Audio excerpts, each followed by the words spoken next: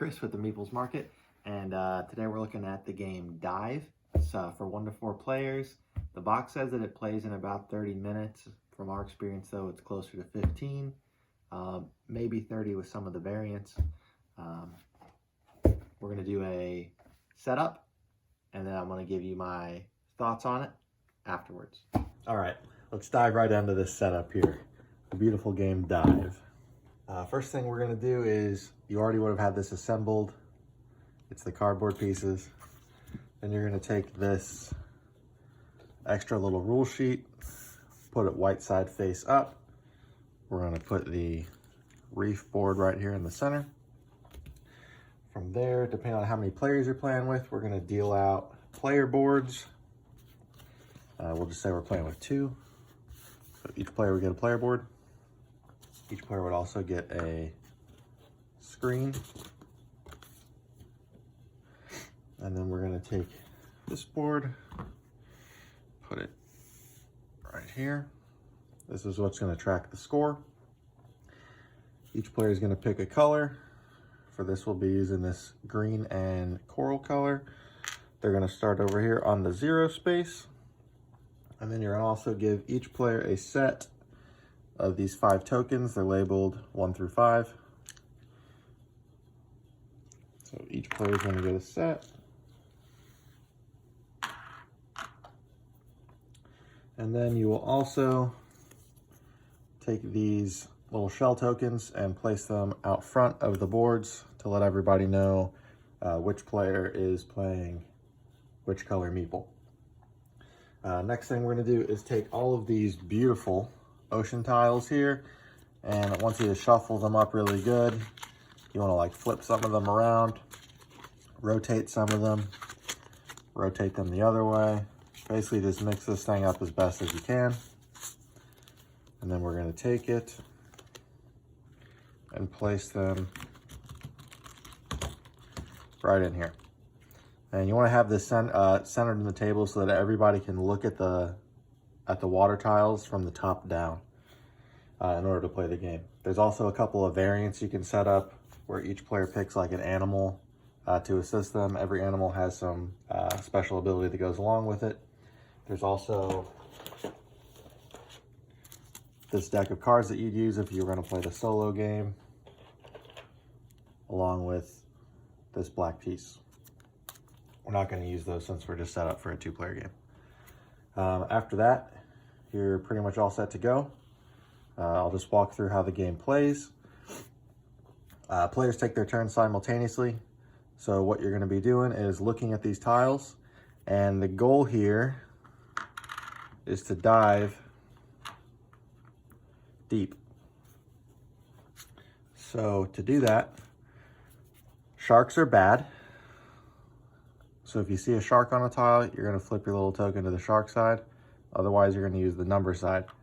So we're looking here. You can't touch this at all. We want to see, are there any sharks on this? If you think there is a shark, you're going to flip your token for this first little bubble to the shark side. If you didn't think there was a shark, you would leave it here. And then you're going to try to guess on the tile underneath the top tile, which corresponds to the second bubble on the board, are there going to be any sharks on that? If you think no, leave it on the number. If you think yes, you put it on the shark number. You can go up to 5 tiles down because there's 5 bubbles on the board. After every player has done that, then we're going to go one at a time revealing the tile. So we'll start with this top one. And you can see here there are no sharks on the board. These eels and the fish don't mean anything. The only thing you're looking for is sharks, green turtles, orangish red turtles, and then the manta rays.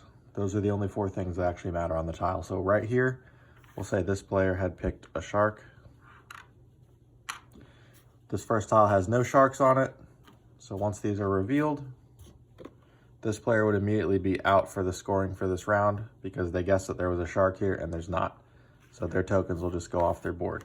This player over here though, they guessed that there wasn't a shark, so they moved that over to show that they scored that. Move that tile off, and then we draw the next one since this player is still in the running. But there's no sharks on this tile either, so he would stop there.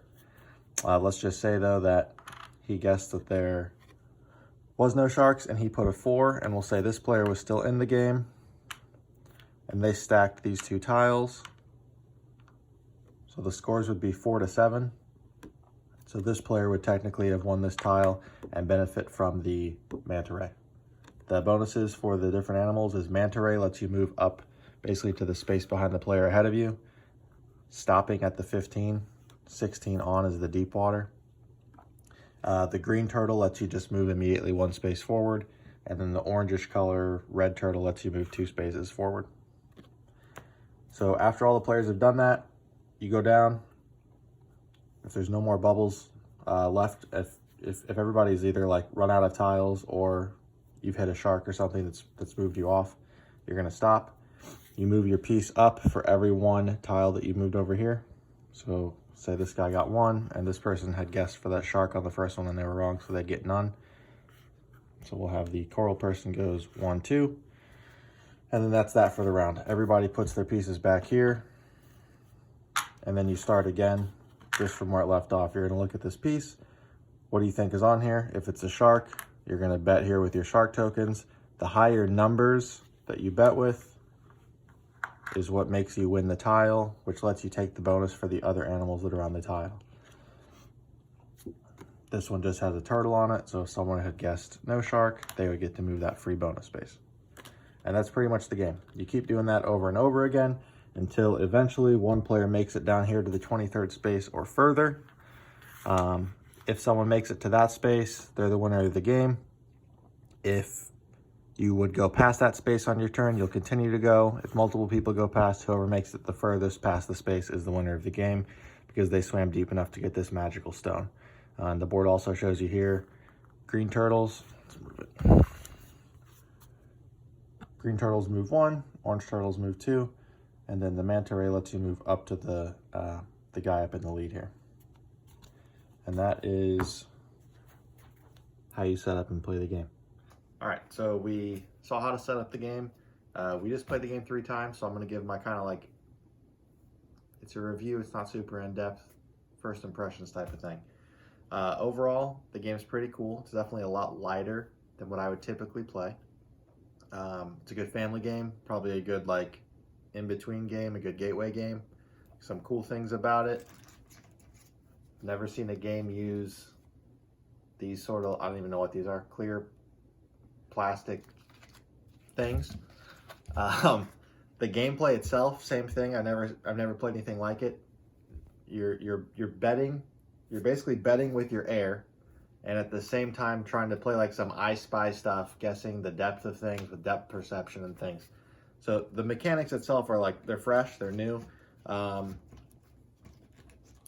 don't see it just being a game that you're going to pick up and play every night of the week, or I don't know if I'm going to come back to it down the line. The novelty I feel like might wear off eventually. I will say though, the components are pretty sweet, especially for the price. You get these cool colored meeples. The insert is highly functional. There's a space for everything in it.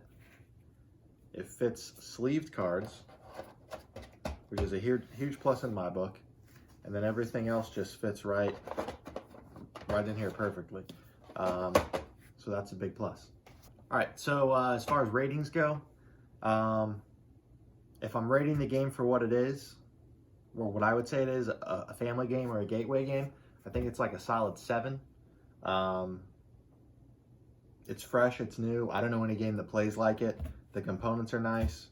It plays fast. The box says 30 minutes, but we were playing games in about 15 minutes each. So it's a good weeknight game. For me personally, I prefer a game that's a little bit heavier, a little bit more involved. So I'd probably rate it closer to a 5.5 or a 6. Again, that's just my personal, based on off my scale. But if you're looking for a family game, if you're looking for something light, I would say pick it up. Beautiful game, components are sweet, and it plays really fast, which is a bonus in my book.